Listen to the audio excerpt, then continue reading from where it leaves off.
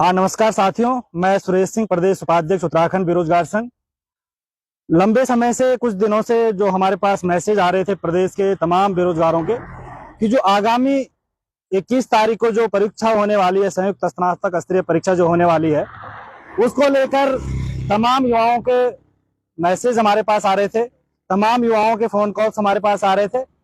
उसी के संबंध में आज हमने यहाँ पर आयोग के अध्यक्ष, माननीय अध्यक्ष श्री GS मर्तोलिया जी से मुलाकात की है और प्रदेश के जो वर्तमान हालात हैं, क्योंकि सभी को मालूम है कि प्रदेश में बड़े स्तर पर आपदाएं आ रखी हैं, तमाम रास्ते अवरुद्ध हो रखे हैं, तमाम यातायात व्यवस्था जो है वो पूरी तरीके से पटरी से उतर चुकी है, ट्रांसपोर्ट की बड़ी दिक्कतें हैं, रास्ते टूटे हुए हैं। अभी जो ये जहां पर हम मौजूद हैं, यहाँ पर उत्तराखंड अधीनस्थ सेवा चयन आयोग के सामने, इसके चंद दूरी पर ही बड़ा हादसा देखने को मिला अभी विगत दिनों मालदेवता में, जिसमें 13 लोग हताहत हुए हैं और 16 लोग अभी भी जो है गुमशुदा हैं। उसी तरीके से पूर्व में हमने थराली में देखे आपदा देखी, धराली में आपदा देखी, यानी कि उत्तरकाशी डिस्ट्रिक्ट पूरी तरीके से जो है मार्ग अवरुद्ध हो रखे हैं। उसके बावजूद जो है आप उसके अतिरिक्त आपके जो थराली में जो है मार्ग पूरी तरीके से अवरुद्ध हो चुका है। आपका जो मोरी वाला पूरा बेल्ट है, उत्तरकाशी का हरसी वाला बेल्ट है, आपका जोशीमठ से आगे वाला बेल्ट है। तमाम युवाओं वहां से हम लोगों को लगातार कॉल कर रहे थे और इसी संबंध में युवाओं की जो ये मांग थी कि 21 तारीख का जो परीक्षा है, स्नातक स्तरीय परीक्षा, ये पोस्टपोन होनी चाहिए, इसको कुछ दिनों के लिए टाल दिया जाना चाहिए। और आयोग के अध्यक्ष से हमने इस संबंध में जो ज्ञापन भी हमने सौंपा है, ये ज्ञापन हमने जो है माननीय अध्यक्ष जी को सौंपा है और इसमें हमने पूरी तरीके से जिक्र किया है कि जो परीक्षा है वो जो उपयुक्त माहौल होना चाहिए परीक्षा को कराने के लिए, जो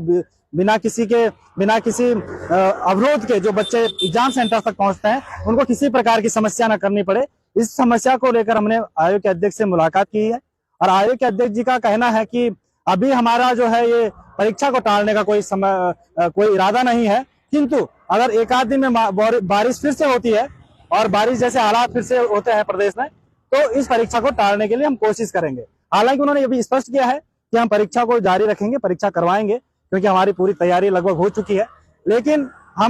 फिर भी हमने उनसे दरख्वास्त की कि पूर्व की भांति भी पूर्व में भी आप लोगों ने कई बार इस तरीके से परीक्षाओं को स्थगित करके, चाहे वजह कुछ भी हो सकती है, वजह नकल माफियाओं का हो सकता है, वजह कुछ और हो सकती है, पेपर लीक का हो सकता है, तमाम तरीके के रीजन हो सकते हैं, लेकिन जेन्युइन रीजन है। वर्तमान समय में प्रदेश में हर जगह जो है मार्ग अवरुद्ध हो रखे हैं। अभी जो है आपके प्रेमनगर के पास पूरी तरीके से मार्ग, नेशनल हाईवे ध्वस्त हो रखा है, आपके लाल टप्पर में जो है मार्ग पूरी तरीके से ध्वस्त हो रखा है। ये शहर के हालात हैं। जो देहरादून की हम बात कर रहे हैं, देहरादून में बुरी तरीके से सड़कें टूटी हुई हैं, रास्ते मार्ग अवरुद्ध हैं, पूरी तरह से ट्रांसपोर्ट जो है, ट्रांसपोर्ट की व्यवस्था सुचारू रूप से नहीं हो पा रही है। तो जो स्थिति देहरादून की है, तो प्रदेश के उन इलाकों की क्या स्थिति हो सकती है जो हिल एरियाज है हमारे। पूरे मसूरी का हालात देखिए, वहां रास्ते अवरुद्ध हो रखे हैं, उत्तरकाशी में अवरुद्ध हो रखे हैं, पूरे बागेश्वर पिथौरागढ़ में मार्ग जो है पूरी तरह से अवरुद्ध हो रखे हैं। तो इस तमाम चीजों को संज्ञान लेते हुए हमने इसकी प्रतिलिपि माननीय मुख्यमंत्री जी को भी सेंड कर रहे हैं, मुख्य सचिव साहब को भी कर रहे हैं और सचिव आपदा प्रबंधन को भी इसको हम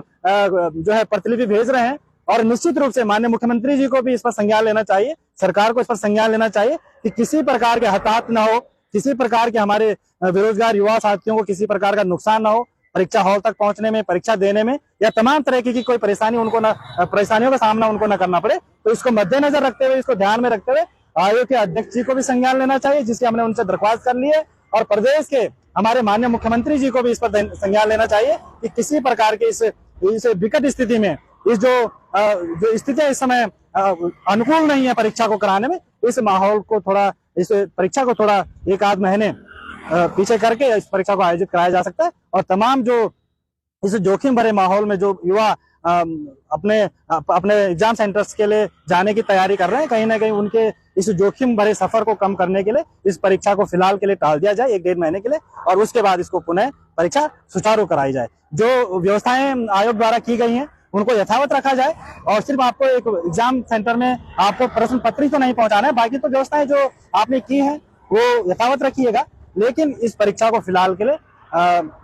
स्थगित कर देना चाहिए 1 महीने के लिए, और उसके बाद जैसे ही मौसम पूरी तरीके से साफ होता है वैसे ही इस परीक्षा को आयोजित कराया जा सकता है। तो फिलहाल जो भी अपडेट होगी आगे के लिए 19 तारीख तक ये स्पष्ट हो जाएगा, क्योंकि उनका कहना ये भी है कि अगर 18 या 19 तारीख में बारिश होती है तो हम इस पर जरूर विचार करेंगे। तो अगर ऐसा होता है तो निश्चित रूप से ये परीक्षा टाली जा सकती है। जो इस प्रकार से आयोग के सचिव महोदय का कहना था, अध्यक्ष महोदय का कहना था। तो फिलहाल के लिए इतना ही साथियों, आप तैयारी भी करते रहेगा अपने एग्जाम की, और पॉसिबिलिटीज हैं कि अगर 19 या 20 में बारिश हो जाती है तो ये परीक्षा निरस्त फिलहाल के लिए स्थगित हो सकती है। धन्यवाद, नमस्कार, जय हिंद, जय उत्तराखंड।